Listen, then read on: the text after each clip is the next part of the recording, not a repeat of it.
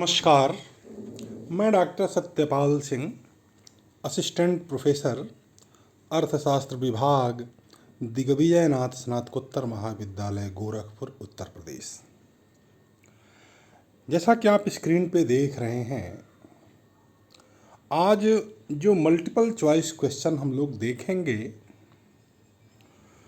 वह राष्ट्रीय आय की अवधारणा, रचना एवं माप, इसी चैप्टर से कुछ नमूना के तौर पर हम लोग बहुविकल्पीय प्रश्नों का आज अध्ययन करेंगे।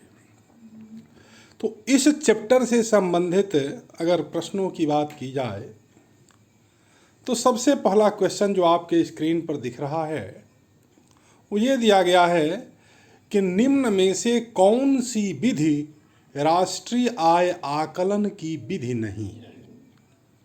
यानी किस विधि से राष्ट्रीय आय की गणना नहीं की जाती है। और इससे क्वेश्चन से संबंधित नीचे 4 विकल्प दिए गए हैं और इन 4 विकल्पों में से 3 विकल्प जो हैं वो राष्ट्रीय आय के गणना के विधि से संबंधित हैं और एक विकल्प जो है विधि से संबंधित नहीं है, जिसमें पहला विकल्प दिया गया है व्यय विधि, और उसके बाद जो है बी जो है उत्पादन विधि, सी मैट्रिक्स विधि और डी आय विधि। अब इन चारों विधियों को देखने के बाद उत्तर के रूप में हमें ये दिखता है कि मैट्रिक्स विधि के द्वारा राष्ट्रीय आय के आकलन का कोई व्यवस्था नहीं है। यानी व्यय विधि, उत्पादन विधि, आय गणना विधि, इन विधियों से तो हम राष्ट्रीय आय का माप करते हैं, लेकिन मैट्रिक्स विधि इसके अंतर्गत नहीं आता है। इसलिए क्वेश्चन नंबर 1 और इस क्वेश्चन नंबर 1 का जो सही आंसर है सी, यानी ये जो विकल्प सी जो है यहाँ पर सही होगा। इसके बाद इस तरह से भी क्वेश्चन पूछा जा सकता है कि ये जीडीपी, इस जीडीपी में से किसी भी देश के जीडीपी में से क्या माइनस किया जाए कि एनएनपी निकल आए। यानी ग्रास डोमेस्टिक प्रोडक्शन में से क्या माइनस कर दिया जाए कि नेट नेशनल प्रोडक्ट निकल करके आ जाए। जीडीपी में से क्या माइनस किया जाए, तो उससे संबंधित आप देख रहे हैं कि विकल्प ए मूल्यह्रास, विकल्प वी ब्याज, सी कर, डी सब्सिडी। यानी इन चारों विकल्पों में से क्या चीज माइनस कर दिया जाए। तो जैसा कि आप जानते हैं कि जीडीपी में से अगर मूल्यह्रास को माइनस कर देते हैं तो नेट नेशनल प्रोडक्ट आ जाता है। इसके बाद क्वेश्चन नंबर 3 वही क्वेश्चन है, इस ढंग से भी पूछा जा सकता है जो इसके पहले हम लोगों ने ये क्वेश्चन देखा था, GDP minus what, question mark लगा दिया गया, इक्वल टू एनएनपी। यही क्वेश्चन जो है यहाँ पर हमको देखने को मिल रहा है, जीडीपी सकल घरेलू उत्पाद माइनस मूल्यह्रास इक्वल टू क्या, क्वेश्चन मार्क लगा दिया गया। तो क्या आएगा, तो यहाँ पर 4 ऑप्शन आपके सामने हैं। ऑप्शन ए प्रति व्यक्ति आय, बी निवल जिसको नेट बोलते हैं राष्ट्रीय उत्पाद, सी वैयक्तिक आय और डी सकल घरेलू उत्पाद। यानी सकल घरेलू उत्पाद में से क्या माइनस कर दिया, मूल्य ह्रास कर दिया जाए, मूल्य को अगर घटा दिया जाए तो क्या निकल करके आएगा। तो जैसा कि इसके तमाम विकल्पों में, चारों विकल्पों में विकल्प बी जो है निवल राष्ट्रीय उत्पाद, या जिसको एनएनपी के नाम से जानते हैं, वो निकल करके आता है।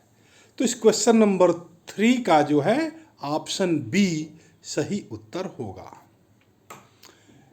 अगला क्वेश्चन बन रहा है कि राष्ट्रीय आय की गणना होती है, कैसे होती है। प्रचलित कीमतों पर, स्थिर कीमतों पर, प्रचलित एवं स्थिर दोनों कीमतों पर, मूल्यानुपातों पर। तो राष्ट्रीय आय का यदि अध्ययन करें तो हम देखते हैं कि राष्ट्रीय आय की गणना प्रचलित एवं स्थिर दोनों कीमतों पर की जाती है। इसलिए यहाँ पर जो ऑप्शन सी है वो सही आंसर होगा। अगला क्वेश्चन है, निम्नलिखित में से कौन सी विधि राष्ट्रीय आय गणना की विधि है? राष्ट्रीय आय के गणना की तमाम विधियां बताई जाती हैं, हम लोग तमाम विधियां पढ़ते और पढ़ाते हैं। उन्हीं विधियों की बात कर रहा है कि राष्ट्रीय आय गणना की इसमें से कौन सी विधि है, और ए बी सी डी करके यहाँ पर जो है ऑप्शन दिए गए हैं। ए आय गणना विधि, बी व्यय गणना विधि, सी उत्पादन गणना विधि और डी उपरोक्त सभी। तो जैसा कि हम जानते हैं कि राष्ट्रीय आय की गणना करते समय आय गणना विधि का भी इस्तेमाल किया जाता रहा है, व्यय गणना विधि के द्वारा भी राष्ट्रीय आय की गणना होती रही है, उत्पादन गणना विधि के भी माध्यम से राष्ट्रीय आय की गणना की बात होती है। तो इस प्रकार अगर आंसर की बात की जाए तो उत्तर के रूप में डी वाला जो ऑप्शन है उपरोक्त सभी, यानी उपरोक्त सभी माध्यमों से देश के राष्ट्रीय आय की गणना की जाती रही है। अगला क्वेश्चन, प्रति व्यक्ति आय निकालने के लिए राष्ट्रीय आय को किससे भाग दिया जाता है, किससे डिवाइड किया जाता है? यानी देश का टोटल राष्ट्रीय आय पता है, टोटल देश की राष्ट्रीय आय कितना है, और हमको क्या निकालना है? प्रति व्यक्ति आय। तो ये कैसे निकलेगा? राष्ट्रीय आय अगर मालूम है तो प्रति व्यक्ति आय कैसे निकलेगा? और उसके लिए ऑप्शन दिया गया है, ऑप्शन ए भाग देने की बात हो रही है, किससे भाग दिया जाए? तो ऑप्शन ए देश के कुल क्षेत्रफल से, बी देश की कुल जनसंख्या से, सी प्रयुक्त पूंजी की मात्रा से, डी उपरोक्त सभी से। तो जैसा कि आप सब लोग जानते हैं कि राष्ट्रीय आय को यदि हम देश की कुल जनसंख्या से डिवाइड कर दें, देश की कुल जनसंख्या से भाग दे दें, तो जो निकल करके आएगा वह प्रति व्यक्ति आय होगा। इसलिए यहाँ पर जो विकल्प बी है वो सही उत्तर होगा। अगला क्वेश्चन है कि आर्थिक विकास की बेहतर माप कौन सी है? नीचे जो ऑप्शन दिए गए हैं, इन चारों ऑप्शनों में से, चारों विकल्पों में से राष्ट्रीय आय की बेहतर माप किस माध्यम से हो सकती है? किस विकल्प से देश के राष्ट्रीय आय का सही मापन किया जा सकता है? जिसमें ए प्रायोज्य आय, बी सकल घरेलू उत्पाद, सी प्रति व्यक्ति आय, डी निवल राष्ट्रीय उत्पाद, यानी इसको एनएनपी भी कहते हैं। तो इन तमाम विकल्पों का यदि अध्ययन किया जाए तो हमको प्रति व्यक्ति आय, ये एक ऐसा ऑप्शन दिखता है इन सभी विकल्पों में से कि प्रति व्यक्ति आय के माध्यम से आर्थिक विकास का बेहतर माप किया जा सकता है। इन सभी में से सबसे बेहतर माप आर्थिक विकास का प्रति व्यक्ति आय के द्वारा ही हो सकता है। अगला क्वेश्चन आ रहा है कि हिंदू वृद्धि दर निम्न में से किससे संबंधित है? तो हिंदू वृद्धि दर का एक कंसेप्ट आता है और उससे पूछा जा रहा है कि ये हिंदू वृद्धि दर जो है किससे संबंधित है? क्या यह जनसंख्या से संबंधित है? क्या यह साक्षरता से संबंधित है? क्या यह प्रति व्यक्ति आय से संबंधित है, या राष्ट्रीय आय से संबंधित है? ये चार विकल्पों के माध्यम से यहाँ पर ये पूछा जा रहा है। तो हम राष्ट्रीय आय का जब अध्ययन करते हैं तो राष्ट्रीय आय के अध्ययन के अंतर्गत हिंदू वृद्धि दर का भी अध्ययन किया जाता है। इसलिए यहाँ पर ऑप्शन जो डी है, हिंदू वृद्धि दर राष्ट्रीय आय से संबंधित है। अगला क्वेश्चन कि भारत के संदर्भ में विकास की हिंदू वृद्धि दर विचार किसने दिया था? वही क्वेश्चन जो इसके पूछा गया था पहले कि हिंदू वृद्धि दर किससे संबंधित है, वही आगे ये पूछा जा रहा है कि हिंदू वृद्धि दर का कंसेप्ट किसके द्वारा दिया गया, इसका प्रतिपादक कौन है? और उससे संबंधित यहाँ पर चार विकल्प है। A Visvesvaraya, B Rajkrishna, C P R Brahmanandan, D Indrani Rahman. यानी इन चारों में से एक ऐसा विकल्प चुनना है जो हिंदू वृद्धि दर को कंसेप्ट में लेकर के आया।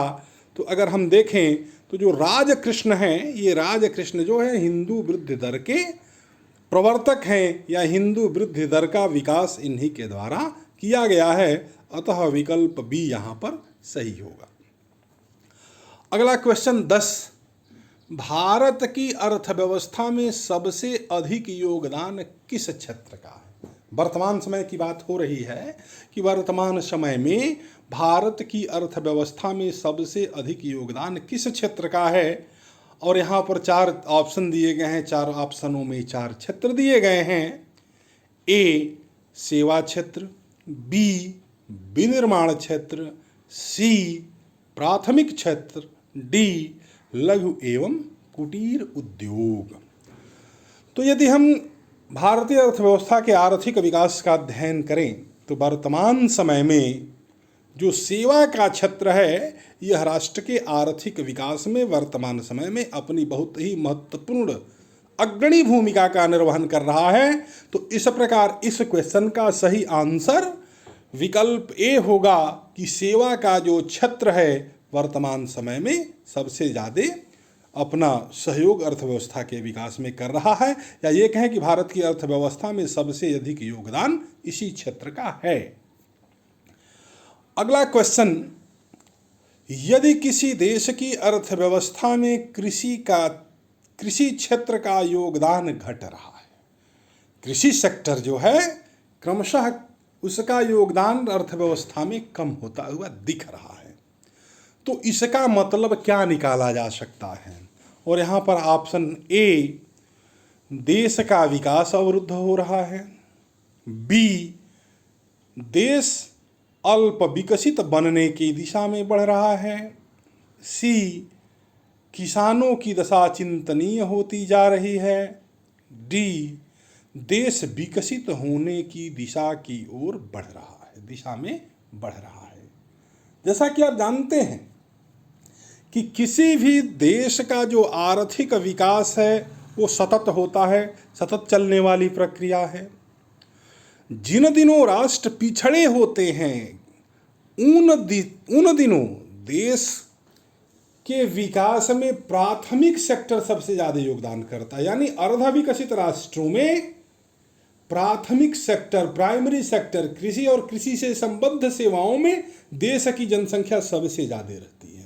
और जैसे जैसे देश का विकास होता जाता है प्राइमरी सेक्टर से, या ये कहें कि कृषि के क्षेत्र से निकल करके जो ह्यूमन रिसोर्स है वो दूसरे क्षेत्रों में शिफ्ट होता चला जाता है। तो इस प्रकार ये पूछा जा रहा है कि यदि किसी देश की अर्थव्यवस्था में कृषि क्षेत्र का योगदान घट रहा है, यानी किसी क्षेत्र में लगे हुए लोग अन्य सेक्टर में जाकर के अर्थव्यवस्था के विकास को आगे बढ़ा रहे हैं, तो हम ये कह सकते हैं कि ऑप्शन जो डी है कि देश विकसित होने के तरफ आगे बढ़ रहा है या विकसित होने की दिशा में बढ़ रहा है। तो यहाँ पर जो ऑप्शन डी है इस क्वेश्चन का ऑप्शन डी सही उत्तर होगा। इसके बाद अगला क्वेश्चन हम देख रहे हैं, भारत सरकार को सबसे अधिक आयकर किस प्रदेश से प्राप्त हो रहा है या प्राप्त होता है? तो यहाँ पर ए उत्तर प्रदेश, बी गोवा, सी महाराष्ट्र और डी केरल। तो इस प्रकार यदि राष्ट्रीय आय का प्रदेशों का योगदान, राष्ट्रीय आय में प्रदेशों का योगदान, राष्ट्रीय नहीं आय कि आयकर में प्रदेशों का योगदान अगर देखा जाए या विभिन्न प्रदेशों के आयकर के आंकड़े यदि देखे जाएं तो इस महाराष्ट्र प्रदेश के लोगों का जो है आयकर में सबसे अधिक योगदान है। तो इस प्रकार हम यह कह सकते हैं कि भारत सरकार को सबसे अधिक आयकर महाराष्ट्र से प्राप्त होता है। अगला क्वेश्चन है, भारत की सकल घरेलू उत्पाद जीडीपी में नीचे दिए गए विभिन्न क्षेत्रों के योगदान का कौन सा एक सही ह्रासमान क्रम है?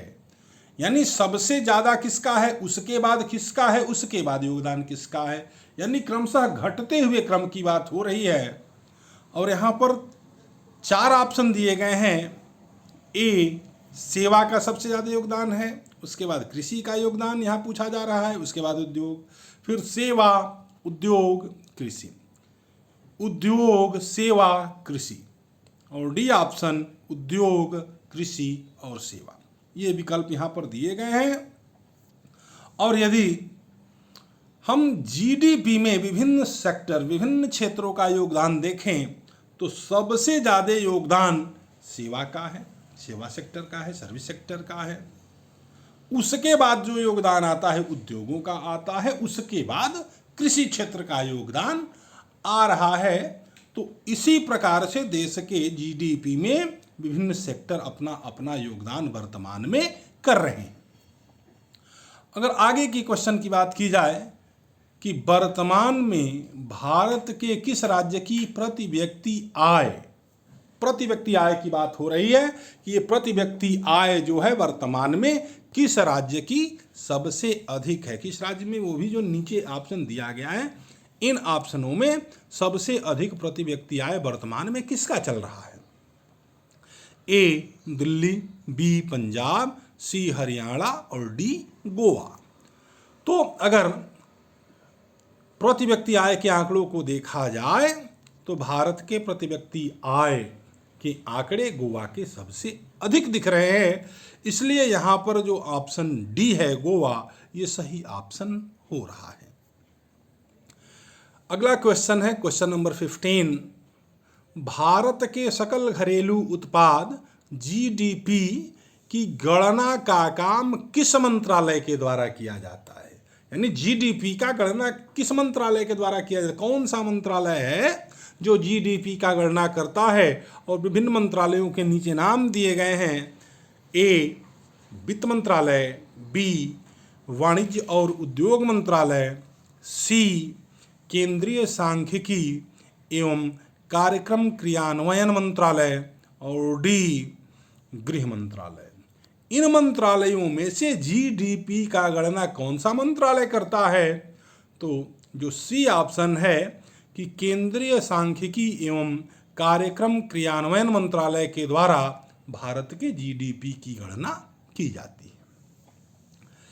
इस प्रकार अगला क्वेश्चन है कि भारत में प्रति व्यक्ति आय की गणना करने के लिए किस आधार वर्ष का इस्तेमाल किया जा रहा है। वर्तमान में किस आधार वर्ष के हिसाब से देश के जो है प्रति व्यक्ति आय की गणना हो रही है, और उसके संबंधित कुछ वर्ष यहाँ पर दिए गए हैं ऑप्शन के रूप में। विकल्प ए 2001-2002, बी 2004-2005, सी 2011-2012, डी 2014-2015। तो इस कौन से आधार वर्ष के हिसाब से वर्तमान समय में भारत की प्रति व्यक्ति आय की गणना की जा रही है, तो जो ऑप्शन सी है कि वर्ष 2011 और 12 इसी को आधार वर्ष के रूप में मान करके देश की प्रति व्यक्ति आय की गणना की जा रही है। अगला क्वेश्चन है कि किसी देश में एक वर्ष में देश भर के आर्थिक क्रियाओं से आय की कुल मात्रा को, अब यहाँ गैप दे दिया गया है, कहा जाता है। अब इन चारों विकल्पों में से कौन सा वहाँ पे भरा जाएगा, कौन सा सही विकल्प होगा।